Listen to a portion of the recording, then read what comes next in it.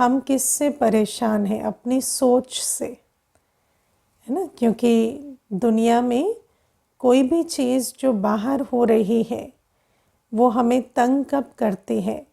जब वो अंदर आ जाती है ना। कोई चीज़ बाहर हो रही है तो वो आपको बाहर तंग नहीं कर सकती, लेकिन जब आप उसे बाहर से अंदर ले आते हैं तो वो आपको तंग करती है। बाहर से अंदर कैसे लाते हैं? By thinking about it. जब आप उसके बारे में सोचने लगते हैं तो ये जो संकल्प है, ये जो सोच है, इसी के आधार से हमारी खुशी गायब होती है, हमें परेशानी होती है, दुख होता है, चिंता होती है या ओवर थिंकिंग चलती है, तो उस कारण से हमें डिस्कम्फर्ट फील होता है अंदर। अब बाबा हमें जो रोज़ ज्ञान मुरली देते हैं उसको हम क्या कहेंगे? फूड फॉर थॉट, है ना। सोचने के लिए, मन के लिए भोजन। और जितना हम इस भोजन का सेवन करेंगे, है ना, जितना हम अपने मन बुद्धि को इससे फुल रखेंगे, तो वो जो दुनिया की बातें हैं, दुनिया का जो चिंतन है, उससे हम ऊपर उठ सकेंगे। क्योंकि मन बुद्धि ऐसी मशीनरी है जो कंटिन्यूअसली चलती है, उसको रोक नहीं सकते। मन सोचेगा, तो अगर आप उसे सोचने के लिए श्रेष्ठ ज्ञान रतन नहीं देंगे तो ज़रूर है इधर उधर की बातों का चिंतन करेगा। तो बाबा आज हमें मुरली में यही बात समझा रहे हैं कि खुशी हर कोई चाहते हैं, हर कोई चाहता है मैं खुश रहूं। लेकिन और दुनिया में आजकल एक बहुत फेमस कोटेशन चलता है, हैप्पीनेस इज़ अ चॉइस, है ना, कि हैप्पीनेस जो है वो आपकी चॉइस है, आप खुशी का चुनाव करें। लेकिन खुशी का चुनाव हम कब कर सकेंगे? तो जैसे मैंने आपको बताया कि अगर हम दुनिया में जो दुख की बातें हैं, चिंता की बातें हैं, चाहे शरीर में वो बात चल रही है, क्योंकि आत्मा के बाद जो भी कुछ है उसको हम क्या कहेंगे? वो पुरानी दुनिया का हिस्सा है। चाहे फिर शरीर में कोई प्रॉब्लम चल रही है, संबंध में चल रही है, गृहस्थ व्यवहार में कोई बात चल रही है, या फिर संसार में चल रही है, वो सारी बातों का अगर हमारे मन में चिंतन चलता है तो फिर ऐसा मन खुशी का अनुभव नहीं कर सकता। तो इसीलिए बाबा हमें आज समझाते हैं कि अगर हमें खुश रहना है, खुश रहने की धारणा करनी है, खुश रहने की शक्ति हमें अपने अंदर जागृत करनी है, तो सबसे पहले हमें क्या करना है? अपने आप से रूह रिहान करना आना चाहिए। माना आत्मा को अपने आप से अपनी रूहानी बातें, अपनी जो आत्मिक जर्नी की बातें करना आना चाहिए, या आत्मा अपने बारे में अपने आप से बात करे। अब आप देखो, जैसे अगर आप चेक करें तो आपके मन में ज़्यादातर क्या चलता है? पर चिंतन, है ना। पर चिंतन माना दूसरे का चिंतन। अब चाहे शरीर का चिंतन हो, संबंध का हो, बातों का हो, परिस्थितियों का है, तो वो पर चिंतन चलता है। अब वो जो पर चिंतन है, उस पर चिंतन से हमारी खुशी गायब होती है, क्योंकि दूसरे का जो पर है उस पर आपका कंट्रोल नहीं है ना। और जब आप उसके बारे में चिंतन करेंगे जो आपके कंट्रोल में नहीं है, क्योंकि ना शरीर हमारे कंट्रोल में है, ना संबंध, ना कोई और परिस्थिति, तो जब आप उसका चिंतन करते हैं तो आपकी खुशी गायब हो जाती है। लेकिन जब आप स्वचिंतन करेंगे तो आपको खुशी होगी। लेकिन स्वचिंतन माना अगर आप बैठकर ये चिंतन करेंगे कि मेरे अंदर ये बुराई है, मेरी ये आदत ख़राब है, मेरी पर्सनालिटी में ये फ्लॉ है, तो फिर भी वो खुशी जो है वो गायब होगी। तो बाबा कहते हैं कि अपने साथ रूह रिहान करना, माना आत्मा, बाबा ने जो आत्मा के बारे में हमें ज्ञान दिया है, उस ज्ञान के बारे में अपने से बात करें। वो नहीं जो हम समझते हैं हम हैं, लेकिन वो जो हमें बाबा ने बताया कि तुम हो, हम उसके बारे में चिंतन करें। जैसे बाबा हमें बताते हैं कि हम आत्मा का जो स्वरूप है, जो गुण है, वो है ज्ञान, पवित्रता, शांति, प्रेम, सुख, आनंद, शक्ति। तो हम बैठकर अपने शांत स्वरूप, सुख स्वरूप, स्नेह स्वरूप का चिंतन करें कि मैं कैसी दिव्य आत्मा हूँ, कैसी सुख स्वरूप आत्मा हूँ, शांत स्वरूप आत्मा हूँ। फिर बाबा ने हमें आत्मा की 84 जन्मों की पूरी कहानी सुनाई है ना। और बाबा ने हमें क्या बताया है कि जब हम बच्चे जो इस समय ब्राह्मण बने हैं, जो इस समय बाबा के पास आकर मुरली सुन रहे हैं, हम कौन से बच्चे हैं? हम वो बच्चे हैं जो परमधाम में भी जब रहते हैं ना बाबा, हम बाबा के साथ जब परमधाम में हैं तो हम बाबा के बिल्कुल नज़दीक बैठते हैं, है ना। तो अपने चिंतन करना है कि मैं परम धाम में कहाँ बैठी हूँ। बिल्कुल जैसे गले में हार होता है ना, बिल्कुल नज़दीक, ऐसे मैं बाबा के बिल्कुल पास बैठती हूँ।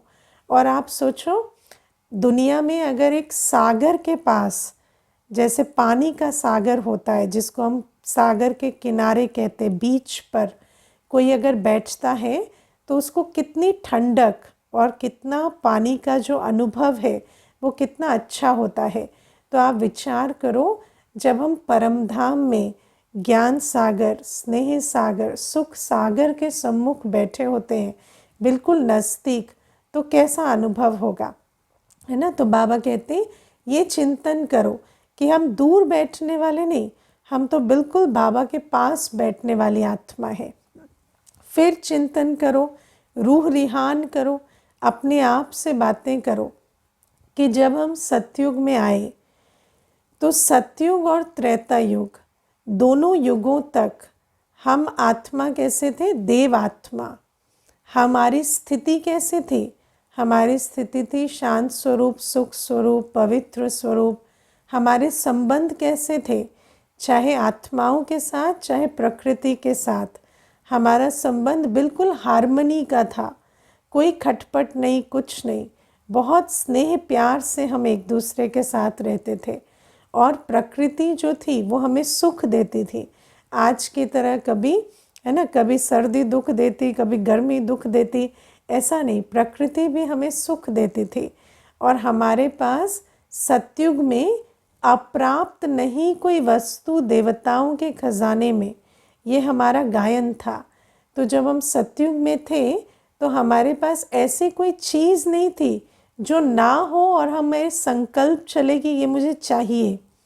ऐसी कोई भी चीज़ सतयुग में आत्मा के पास अनअवेलेबल नहीं होती जिसके लिए उसको सोच चले कि ये होता तो अच्छा होता, क्योंकि सर्व प्राप्तियाँ होती हैं। और बाबा कहते हैं ना कभी रोग होता है, ना अकाल मृत्यु होती है। तो कितनी सुंदर सृष्टि में मैंने 2500 वर्ष बिताए, है ना, दुनिया में। जैसे देखो, याद करते हैं कि बचपन कैसा था तो खुशी होती है ना कि बचपन में हम खेलते थे, खाते थे। लेकिन आप सोचो, कलयुगी बचपन तो फिर भी, है ना, दुख वाला भी होगा।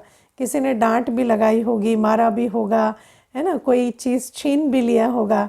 लेकिन बाबा कहते हैं हमारा जो आत्मिक बचपन है वो कितना मीठा था। तो उसके बारे में चिंतन करें।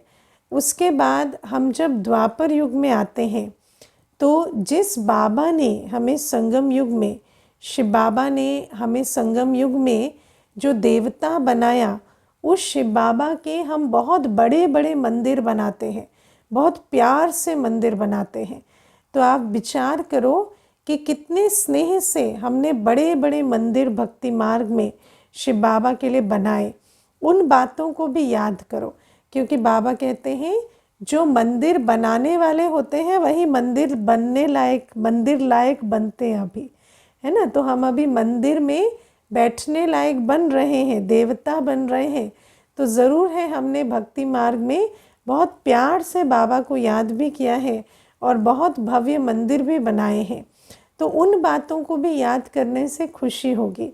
और फिर अपने संगम युग के भाग्य को विचार करो। आप सोचो कि सारी दुनिया आज क्वेश्चन मार्क लगाकर घूम रही है ना, कि ये क्यों हो रहा है, ये कैसे हो रहा है। हर एक के मन में सिर्फ प्रश्न ही प्रश्न है।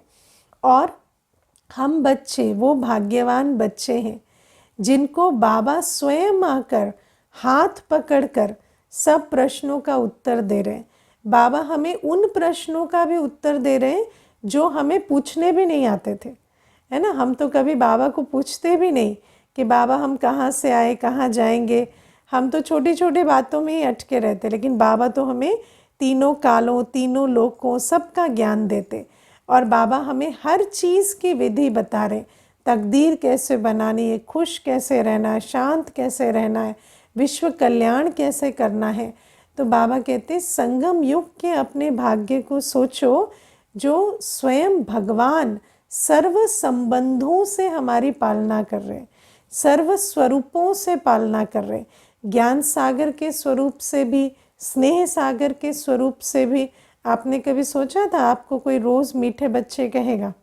हाँ, कभी किसी ने कहा था रोज़ मीठे बच्चे? हाँ, लेकिन बाबा तो हमें रोज़ स्नेह की भी पालना करते। बाबा हमें रोज़ नमस्ते करते। बाबा हमें शुरू में भी मीठे बच्चे कहते, अंत में भी मीठे मीठे सिकी लधे बच्चे कहते। रोज़ एक वरदान देते, रोज़ शिक्षा समझानी देते, रोज़ इतना मुरली में लाडले, स्नेही, प्यारे ऐसे शब्द कितनी बार हम बच्चों पर न्योछावर करते। और बाबा हमें कितनी सुख शांति की विधि दे रहे हैं। और बाबा कहते हैं सिर्फ मुरली में नहीं, मैं तो हर समय तुम्हारे साथ रहता हूँ। तुम जैसे ही मेरी तरफ बुद्धि को मोड़ोगे तो तुम अनुभव करोगे, है ना। बच्चा ही है जो बुद्धि को मोड़ता नहीं है बाबा की तरफ, वरना बाबा तो हमेशा हम पर स्नेह, शांति, शक्ति न्योछावर करने के लिए उपस्थित रहते हैं। तो बाबा कहते हैं कि संगम युग के अपने भाग्य को विचार करो। दुनिया में लोग कहते हैं कोई एक भी ऐसा हो जो हमारा भला सोचता हो, जिस पर हम ट्रस्ट कर सकें, जिसको हम अपनी बात कह सकें। और हमारे पास तो वो एक है, और वो एक ऐसा है जो हमेशा अवेलेबल होता है हमारे लिए। और बाबा कहते हैं फिर वो एक सिर्फ आज अवेलेबल नहीं है, वो तो हमें फिर यहाँ से लेकर जाएंगे और उस दुनिया में लेकर जाएंगे जहाँ 21 जन्मों तक हमें कुछ मांगने की, ढूंढने की कोशिश या पुरुषार्थ नहीं करना होगा। तो बाबा कहते हैं अपने संगम युगी भाग्य का भी चिंतन करो, है ना। और फिर बाबा कहते हैं कि ये भी चिंतन करो कि किस प्रकार हम धीरे धीरे ब्राह्मण से फरिश्ता बन रहे। अब आप विचार करो कि ये जो रियलाइजेशन है ना, जैसे रियलाइजेशन के लिए क्या चाहिए? रियलाइज, है ना। रियलाइज माना तीसरा नेत्र, समझ की का नेत्र चाहिए। क्योंकि जैसे आजकल आप देखो, जो लौकिक में भी, संसार में जो बच्चे होते हैं उनको आज सब कुछ मिलता है। जैसे पहले क्या होता था, जो बच्चे होते थे वो माता पिता के साथ साथ स्ट्रगल भी करते थे, है ना। कोई चीज़ नहीं मिलती, कोई सुविधा नहीं मिलती, गरीबी हो, भूख हो, कुछ भी हो, उनको साथ में देखनी होती थी। लेकिन आज वो समय नहीं रहा। आज हर बच्चा जो है वो भौतिक रूप से बहुत अच्छे संपन्नता में जन्म लेते हैं। लेकिन जब वो बच्चा ऐसे संपन्नता में जन्म लेते हैं तो कई बार उन बच्चों को रियलाइजेशन नहीं होती। और आजकल आप देखेंगे कि मेजॉरिटी जो दुनिया में बच्चे होते हैं जिनके पास सब कुछ होता है वो उसको ग्रांटेड लेते हैं, है ना। तो क्या हो गया, तो क्या हो गया, मेरे पास है तो क्या हो गया, आपने किया तो क्या हो गया कि अगर मुझे स्ट्रगल नहीं करनी पड़ी तो वो उस बात को रियलाइज़ नहीं करते। और रियलाइज़ नहीं करते तो आप सोचो कि वो कितने अच्छे समय में जन्म लिए जहाँ कोई स्ट्रगल नहीं, पेन नहीं, लेकिन ग्रेटिट्यूड की जगह ग्रांटेड लेते हैं। और ग्रांटेड लेने की जगह वो जो खुशी होनी चाहिए वो नहीं है, उल्टा छोटी छोटी बातों के लिए कंप्लेंट करते रहते हैं। ऐसे ही बाबा हमें कहते हैं कि हम जो ईश्वरीय संतान हैं, हम जो ब्राह्मण बच्चे हैं, हमारा भाग्य बहुत ऊंचा है। शुरू से लेकर ड्रामा में, जब से परमधाम से लेकर बाबा हमें कहते हैं तुम्हारा पार्ट जो है, तुम्हारा जो रोल है वो हीरो एक्टर का है ना। जैसे हीरो होता है ना, हमेशा लाइमलाइट में रहता है, तो ऐसे तुम भी हीरो एक्टर का पार्ट बजाते हो। सर्वश्रेष्ठ, हर युग में तुम्हें सर्वश्रेष्ठ प्राप्ति और सर्वश्रेष्ठ पार्ट बजाने को मिलता है। लेकिन बाबा कहते हैं अगर बच्चा जो है वो विचार सागर मंथन ना करे, अगर रूह रुहान ना करे खुद से, तो उसको कभी समझ में ना आए कि मैं सच में इतनी भाग्यवान आत्मा हूँ। क्योंकि भाग्य को भी रियलाइज़ करने के लिए उसका चिंतन करना पड़ता है ना। कई बच्चे ऐसे होते हैं, बाबा ने इतना ऊंचा भाग्य दिया है, लेकिन बैठे कैसे होंगे, ना हंसी, ना खुशी, ना उमंग, है ना। एकदम ऐसे बैठे होंगे जैसे शायद किसी ने कुछ छीन लिया हो आज। तो वो भी क्यों होता, क्योंकि अपने अंदर वो जो प्राप्ति है जो बाबा से हुई है उसको याद करने की बजाय कुछ ना कुछ पुरानी दुनिया की बात को याद कर रहे हैं, है ना। तो बाबा हमें कहते हैं अगर तुम अपने मन बुद्धि को जो रूह रिहान में बिजी नहीं करोगे, अपनी सर्व प्राप्ति का जो स्वरूप है, जो हीरो एक्टर का पार्ट है, उस पर अगर चिंतन मंथन नहीं करोगे तो खुशी कायम कैसे रहेगी। दूसरी बात बाबा कहते हैं तुम्हें अनासक्त वृत्ति धारण करनी है। अनासक्त वृत्ति माना मुझे कुछ भी नहीं चाहिए, मुझे कुछ भी नहीं चाहिए।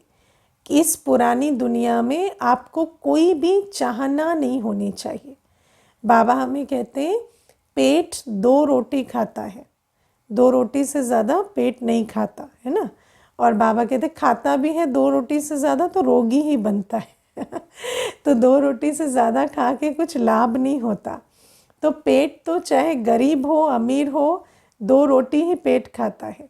लेकिन बाबा कहते हैं पुरानी दुनिया में इतनी इच्छा, चाहना, चाहिए चाहिए चाहिए रखते हैं और उसके पीछे जो है अपना तन मन धन और खुशी शांति सब गंवाते रहते हैं।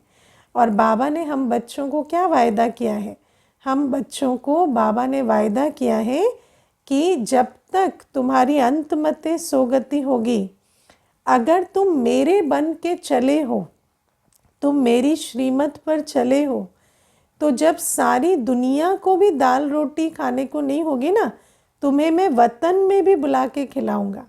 बाबा कहते मेरे बच्चों का पेट कभी खाली नहीं रहेगा, तुम कभी भूखे नहीं रहोगे। तो बाबा कहते वो जो दाल रोटी है उसकी मैं गारंटी लेता हूँ और बाकी जो है बाबा कहते तुम्हें पुरानी दुनिया में कोई भी चाहना नहीं रखनी है। बाबा ने हमें कहा कि तुम अपना कर्तव्य करो। मान लो तुम्हारा कोई बिजनेस है, तुम्हारा कोई जॉब है, बाबा कहते करो उसे, वो भी क्या है संगम युग में एक टाइम पास है ना। तो उसको करो, उसको करते हुए समझो कि ये भी एक अपॉर्चुनिटी है बाबा की याद में कार्य करने की, संबंध संपर्क में आने वाली आत्माओं की अपने चेहरे चलन से सेवा करने की। तो ये नहीं सोचो कि मुझे कोई छोड़ देना है, लेकिन बाबा कहते जो भी तुम कर रहे हो उसमें जो तुम्हारी चाहना है उसको छोड़ दो। ये नहीं सोचो कि ये मुझे इतनी इनकम जनरेट करनी है, इतना पैसा चाहिए, इतना ये चाहिए, उस चाहना से नहीं करो। क्योंकि आप देखो ये जो चाहना है ना, ये चक्कर में डाल देती है, फिर सारे दिन जो है मन बुद्धि उसी में ही फंसी रहती है। और सबसे बड़ी बात है आप अपने आप से इसका उत्तर निकालना, ज़्यादा चाहने से ज़्यादा मिल जाता है क्या है ना, मिलता है करने से। तो अगर आप बाबा की याद में श्रेष्ठ कर्म करेंगे तो आपके पास सदा सब कुछ पर्याप्त होगा। ब्राह्मण कभी संगम युग में ऐसा नहीं होगा कि उसको कोई चीज़ ज़रूरत है और वो नहीं प्राप्त होगी, वो ज़रूर होगी।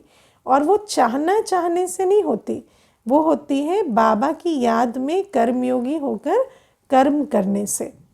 तो बाबा कहते हैं ये चाहना के चक्कर से निकल जाओ, है ना। मैं आपको बहुत छोटी सी इसमें बात बताती हूँ।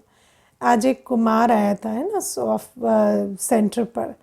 तो मुझे ऐसे बातों बातों में कहते हैं कि मैं जब भी अपने दोस्तों से मिलता हूँ तो कुछ ना कुछ बात में अनबन हो जाती है और वहाँ से मेरा मूड ऑफ हो जाता है और मेरा पढ़ाई में ध्यान नहीं लगता। तो मैंने कहा बात किस बात पे अनबन हो जाती है? तो कहते हैं मुझे ऐसा लगता है कि वो मुझे इतना इंक्लूड नहीं करते या मुझे उस प्रकार से महत्व नहीं देते जैसे मैं उनको देता हूँ। तो उस बात में फिर मैं कुछ ना कुछ रिएक्ट कर जाता हूँ और वहाँ से मुझे फिर कुछ ना कुछ वो और ही उल्टा बोलते हैं और मेरा मूड ऑफ होता है। तो मैंने उसको कहा आपको क्यों चाहिए उनका अटेंशन या उनका जो भी कुछ है? तो कहते तो मैं जाना ही बंद कर दूं। मैंने कहा मैं तो नहीं कह रही आप जाना बंद कर दो, आपका जो समय है, आप कह रहे हो आप लाइब्रेरी में पढ़ते हो तो वो आसपास होते हैं, आप उनके साथ बैठते उठते हो, तो बैठो उठो लेकिन चाहना छोड़ दो।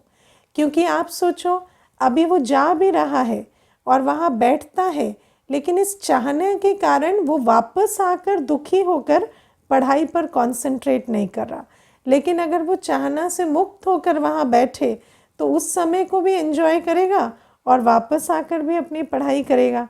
तो बाबा कहते मान लो और बाबा ने हमें तो, हम जो ब्राह्मण बच्चे हैं, हमें तो ये भी मालूम है कि हमारा जो समय संकल्प है वो किसके लिए है? वो है सतयुग के निर्माण के लिए। तो हमें पुरानी दुनिया में ये चाहिए वो चाहिए उसमें बुद्धि लगाकर अपनी शक्ति को डिप्लीट नहीं करना है।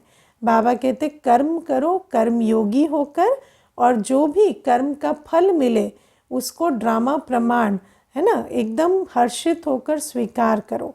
बाकी चाहना रखना, आसक्ति रखना, इससे सिर्फ खुशी खो जाती है। आप देखो दुनिया में जैसे मनुष्य होते हैं ना, कई आते हैं कहते हैं हमारे पास, हम 10 साल से कोशिश कर रहे हैं, सफलता नहीं मिली, पैसा नहीं आता, हमें और पैसा चाहिए पैसा चाहिए। तो कई बार उनको कहने में भी हमें लगता है कि आप इस पैसे पैसे की होड़ को छोड़ दो। क्योंकि आज क्या है दुनिया में, हर कोई सोचता है कि किसी को कहना भी कि आप पैसा पैसा मत करो या आप दुनिया की चाहना में मत जाओ, सोचते हैं कि जैसे कोई अशुभ बात कह दी हो। लेकिन बाबा कहते हैं ये सबसे शुभ बात है, क्योंकि आप अपना कर्म करो, बाकी आप इन बातों में नहीं जाओ कि मुझे इतना पैसा जनरेट करना है, इतना ऐसे करना है। कर्मयोगी होकर करो और कोई भी चाहना या आसक्ति से फ्री रहो। तीसरी बात बाबा कहते कि बच्चे ज्ञान का मनन चिंतन करें तो खुशी जो है वो कायम रहेगी। खुशी कैसे रहेगी? ज्ञान की बातों का मनन चिंतन करने से। अब ज्ञान जो है दुनिया में कहते हैं truth is power, knowledge is power, है ना। और जब हम बाबा जो हमें ज्ञान बिंदु देते हैं, चाहे वो आत्मा के बारे में है, चाहे ये कितना सुंदर समय है संगम युग का, या हम इस पर चिंतन करते हैं कि शिव बाबा मेरा पिता है, माता है, बंधु है, सखा है, या हम विचार करते हैं कि अभी चक्र फिरकर कहाँ जा रहा है? सतयुग की ओर जा रहा है और हम देवी देवता बनने वाले हैं। तो जब हम इन बातों का चिंतन मनन करते हैं या बाबा हमें कोई इंटरेस्टिंग बात कहते हैं, जैसे आज बाबा ने कहा कि आंसुओं की टंकी को योग की अग्नि से, है ना, योग की गर्मी से सुखा दो। तो आप सोचो कि कितनी इंटरेस्टिंग बात है कि हर आत्मा के अंदर एक आंसुओं की टंकी है और उसको जितना योग की गर्मी से सुखाएंगे तो आंसू होंगे नहीं तो निकलेंगे नहीं, तो क्योंकि जो अंदर है वो बाहर निकलता है। तो बाबा कहते हैं ये जो छोटे छोटे रमणीक ज्ञान के पॉइंट्स हमें बाबा रोज़ देते हैं, बाबा कहते उस पर मनन चिंतन करो तो इससे भी खुशी आएगी।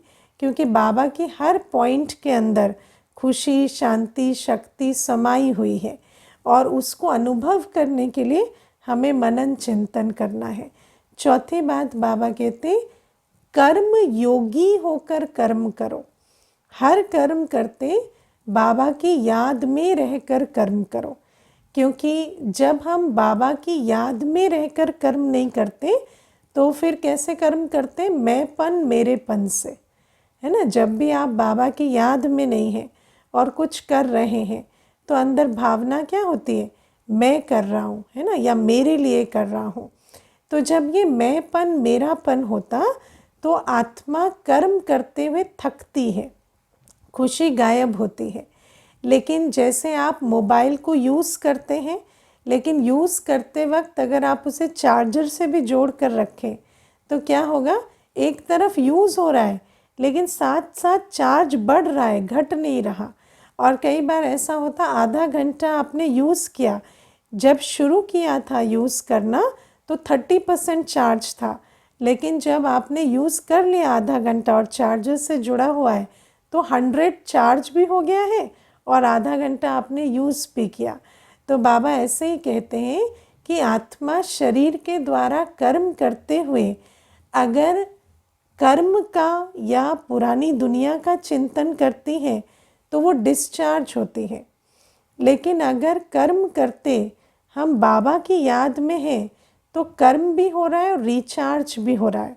और ये प्रैक्टिकल अनुभव जो बच्चे निमित्त बनकर, कर्मयोगी बनकर बाबा की याद में कर्म करते हैं तो वो ऐसा अनुभव करते हैं कि जब सुबह निकले थे ऑफिस के लिए तब जिस स्थिति में थे, सारे दिन कर्मयोगी होकर काम किया और बीच बीच में अलग से भी बाबा की याद में बैठे, तो जब शाम को आए तो सुबह से भी अच्छी अवस्था थी, है ना, थकने की बजाय और ही जो है एनर्जी बढ़ी हुई है। तो बाबा कहते इस प्रकार से जब हम कर्म योगी बनकर कर्म करेंगे, कर्म कॉन्शियस होके कर्म नहीं, कर्म के रिजल्ट कॉन्शियस होके कर्म नहीं, लेकिन बाबा की मीठी याद में, चलो बाबा साथ में ये करते हैं, अच्छा बाबा ये हो रहा है इसमें आप इस प्रकार से मदद करो, अच्छा बाबा ये जो बात है उसमें उतनी रिजल्ट नहीं आएगी, कोई बात नहीं बाबा, लेकिन हम और आप तो साथ हैं ना। तो जैसे जैसे हर कर्म में हम बाबा को साथ रखकर बाबा के प्यार को, सुख को, शांति को अनुभव करते हुए कर्म करते हैं तो रिचार्जिंग भी होती जाती, खुशी भी बढ़ती है और काम भी हो जाता है। तो बाबा कहते ये है खुश रहने के तरीके। खुशी हमारे अंदर कायम रहे, इसके लिए 4 बातों की धारणा चाहिए। अपने आप से रूरिहान करना आना है ना, बाबा की याद में कर्मयोगी होकर कर्म करें, अनासक्त वृत्ति हो और ज्ञान का चिंतन मंथन करते रहें। और फिर आज बाबा हमें कहते हैं कि तुम्हें लाइट हाउस बनना है ना, लाइट हाउस बनना है माना बाबा हमें लाइट हाउस का अर्थ बताते हैं, एक आँख में मुक्ति, एक आँख में जीवन मुक्ति, है ना। बाबा कहते हैं हम बच्चे, हम वो नॉलेजफुल बच्चे हैं जो भले ही इस दुनिया में अभी रह रहे हैं, है ना, हमें भी मालूम है कि जब तक परम धाम के गेट नहीं खुलेंगे तो हम वापस नहीं जा सकते, लेकिन पुरानी दुनिया में रहते हुए भी हमें एक बात समझ आ गई है कि हमें जीते हुए जाने की तैयारी के लिए जीना है ना। तो हम यहाँ भी क्यों रह रहे हैं कि जैसे ही परम धाम के गेट खुले तो हम सीधा मक्खन से बाल जैसे निकलता है ऐसे अपने घर चले जाएं और सत्युग जाकर राज्य करें। तो बाबा कहते हैं कि हम बच्चों की बुद्धि में, हम बच्चों की बुद्धि इस पुरानी दुनिया में रहते भी पुरानी दुनिया से निकली हुई है और हमारी एक आँख में मुक्ति है, एक आँख में जीवन मुक्ति है। हम जैसे दुनिया में होता है ना कि जो रिटायरमेंट के बाद 60 वर्ष के बाद मनुष्य की अवस्था कैसी होती है, आजकल तो बहुत आसक्ति वाले हो गए हैं, अटैचमेंट वाले हो गए हैं, तो इतना दिखाई नहीं देती ये बात, लेकिन जनरली ऐसा होता था कि जैसे 60 वर्ष की आयु हो गई उसके बाद मनुष्य कर तो सब कुछ रहा है ना, कार्य भी कर रहा है, पोते पोती को भी संभाल रहा है, सब कुछ कर रहा है, लेकिन ये भी सोच रहा है कि मेरी अंतमते सोगति कैसी होगी, है ना, मैं कुछ पूजा पाठ कर लूँ, मैं कुछ भगवान का नाम ले लूँ। क्यों? क्योंकि इसके अंदर दोनों बातें चल रही हैं। उसको ये भी पता है कि जब तक शरीर नहीं छूटेगा तो जा तो नहीं सकते, लेकिन ये भी पता है कि छूटना है और वो उसके लिए तैयारी करता है। ऐसे ही बाबा कहते हैं अब हम बच्चों को ये समझ में आ गया है कि चाहे शरीर 5 वर्ष का हो, 10 वर्ष का हो, 50 वर्ष का हो या 90 वर्ष का हो, हर आत्मा जो उसमें बैठी है उस आत्मा की अभी वानप्रस्थ अवस्था है। और हम अभी इस पुरानी दुनिया में रहते हुए भी हमारी अंदर बुद्धि में ये स्पष्ट है कि अब हमें घर जाना है और अपनी राजधानी में आना है।